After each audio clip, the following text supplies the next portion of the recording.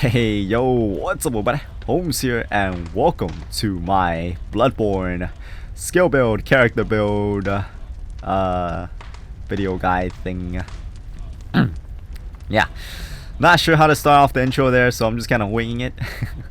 But yeah, this has gotta be the ultimate skill build character I've ever created. Oh man, I'm very satisfied with this build here. With this build, I have no trouble getting through chalice dungeon bosses or the chalice dungeon itself, and I have no trouble against any players that I've encountered so far. You know, like you can even take on 3 enemies at once when it comes to PvP. Like, you know, 1v3, it will be a total cakewalk for you. And yeah, because there's a really cool combo with the Rakuyo you can do that can take down enemies real fast. But yeah, oh man, I'm very satisfied, and really satisfied. really satisfied with this build. Alright, so let's jump into the weapons first. Okay, obviously main weapon for this build, it's gotta be the Rakuyo. Okay, plus 10 Rakuyo. The regular version, I mean, you could go for the uncanny and lost version, as long as you guys can find good gems for it. It shouldn't really matter, but for me, these are the gems for me. Alright, and what I mean by good gems when it comes to the Rakuyo, it's if you can find a plus physical attack up plus 27.2% gems, that's good enough for the Rakuyo. Okay, so that's what I have here. All 3 gems have 27.2% physical attack up, and you can only obtain these cursed gems through chalice dungeons, cursed chalice dungeons in depth 5. Okay, so there's gonna be a lot of farming to do. But once you obtain them, the Rakuyo is gonna be really OP. Okay, and it'll be best if you guys can get attack up versus beast down negative 11.7 or whatever, the negative one for the attack versus beast and negative attack versus kin. At least get one of each, and then get increased stamina costs. The reason for that is if you balance it out like that, when you fight a monster that's a beast version, then you won't be doing too little damage to it. So yeah, I don't know, in my opinion, it's just best if you can balance it out. Or if you guys want, you guys can farm like 2 of each. You know, farm 2 attack versus beast down or attack versus kin down. So if you're fighting a kin monster or a boss, you can just equip like the two gems that has attack versus beast down, and vice versa. You know, if you're fighting the other one, you can just equip the other one.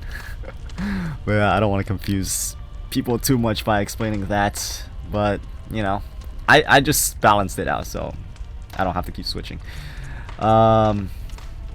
The reason why I say that is because these cursed gems, they always come with a price. There's always a negative effect on them. Okay, so, and these are the best negative effect on these gems, in my opinion, because there are ones that like gradually deplete your HP, which, you know, you don't want that. I mean, what the heck, you're just standing there and you're already dying. That's lame. So yeah, these are the best negative effects that I can find. And also, I know somebody's gonna say, "Oh, Holmes, that's not the highest attack percent you can go up to. The highest one, it's 31. You can get a physical attack plus 31%."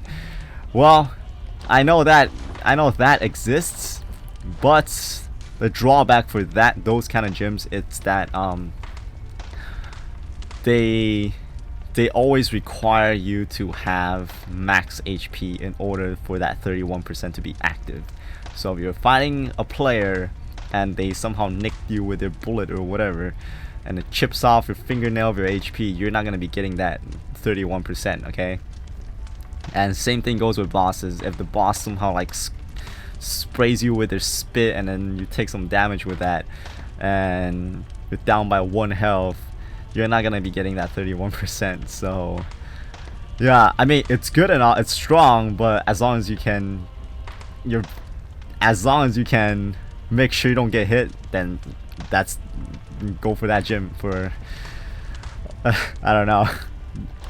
I'm just trying to say that it's not very good, because what are the chances that you're not going to take any damage during a fight? But if you can pull that off, then go ahead, go for the 31%. It'll be even stronger.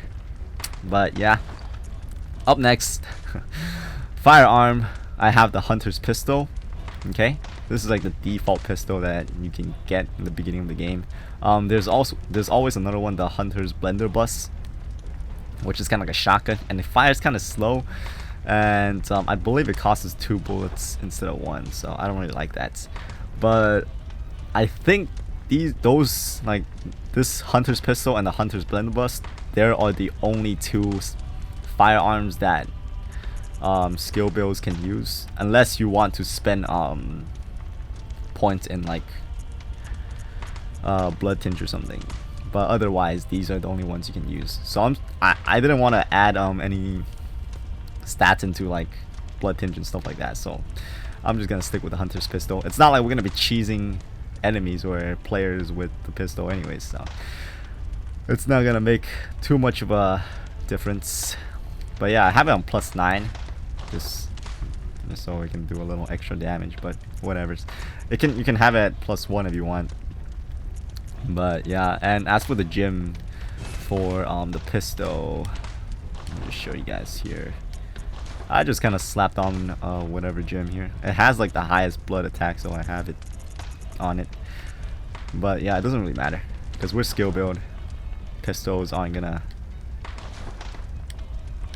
be too useful for us, only for pairing. Alright, up next for our armor set, I have the entire default Hunter's armor. Yeah, it doesn't really, like, armor doesn't really matter in this game in my opinion. I mean, you could mix it up so like you'll have more like fire resistant or stuff like that, but it doesn't really matter in my opinion. I mean, if you guys really care about like defense, physical defense or something like that, I guess you could go around mix matching your set or something like that. But when it comes to armor, most of the time it's just fashion for me. So yeah, I'm sticking with this one. And weapons too. I really like when it comes to Souls games, fashion is like #1 for me. For those of you guys that have been following me, you guys would know. It was like, you know, through all other Souls game, my armor is like made out of paper or something. But it doesn't matter, as long as it looks good, it's all good. But yeah, so for armor I have the entire default hunter set, and for quick items I have throwing knives, poison throwing knives, bolt paper, and fire paper. Alright, the reason why I have these 2 is because they scale well with skill. So this is kind of like your pistol, except it doesn't parry. But you could cheese enemies from afar, and it's pretty handy too. And for the bolt paper and fire paper, surprisingly you can buff the Rakuyo with these things.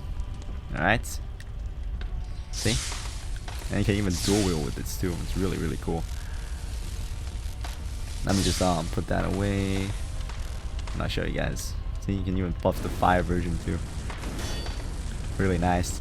At first when I got the Rakuyo, I thought it was not possible to buff them because the Blade of Mercy, you can't buff that. So I was like, well, it kind of works. The Rakuyo kind of, like, at first glimpse, it looks just like the Blade of Mercy, except it has a katana.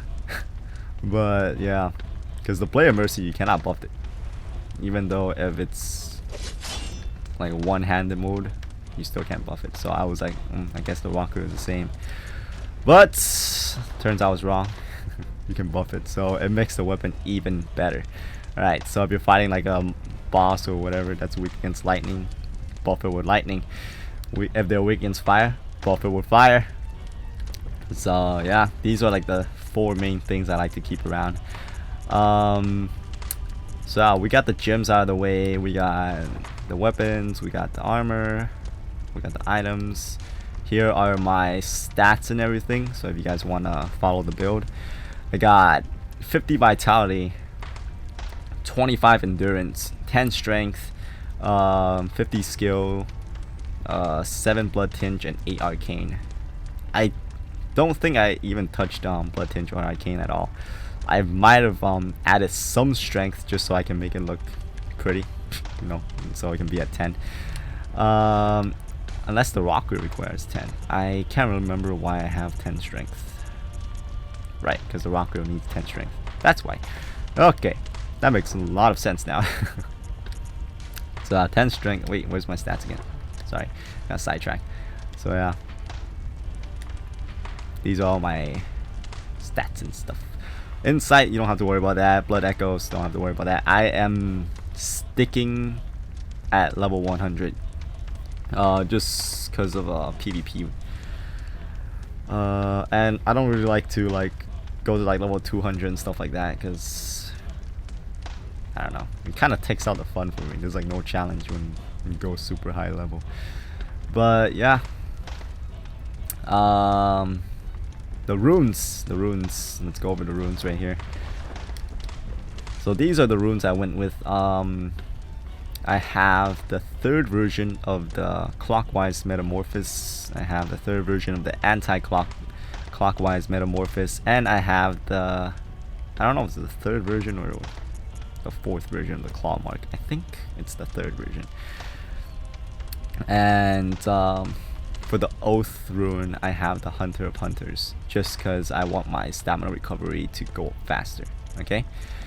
And the reason why I have these 3 runes is because I want more health, and I want more stamina, and I want more visual attack power. Yeah, this is very useful against players and bosses, because if you manage to land a visual attack against bosses, 30% is going to deal a lot of damage, okay? And since we don't really focus much on health or stamina, these 2 runes are pretty ideal for me. So yeah, and for these versions, you know, boost max HP plus 15%. This one you can get through Chalice Dungeon. Alright, so this one gives you 15% more health, 20% more stamina, and this one gives you 30% more damage when it comes to visual attack. And all 3 you can get from Chalice Dungeons. And only Chalice Dungeons, I believe. Yeah. And hopefully I'll remember, but yeah, because I want to put the glyphs in the description, so you guys can obtain these runes if you guys want to, you know, follow this build. But yeah, that's pretty much it. Yeah, I've pretty much gone through everything. Best combo for the Rakuyo. The Rakuyo has so many combos. I heard people saying that this is a very hard weapon to use, but in my opinion, once you master this weapon, this is a whole lot of fun. Alright, so best combo, okay? L2, R1, R1. This attack does a lot of damage. It can drop hunters with, if you land the full combo on them, you can drop hunters real quick like that. But yeah, the Rakuyo has a lot of movesets. Yeah, it has like the regular version, you know, stuff like that. I don't really want to show off too much here because I already have a video made just to show off all the Rakuyo attacks. But yeah, if you guys want a devastating combo with the Rakuyo, L2, R1, R1's the best. Okay, it does a lot of damage. But that's pretty much it. That's my ultimate skill build, the Rakuyo build. Yeah, that's it. So thank you all for watching, and I hope this video has been entertaining and helpful and enjoyable. And yeah, Until next time, I will see you all later.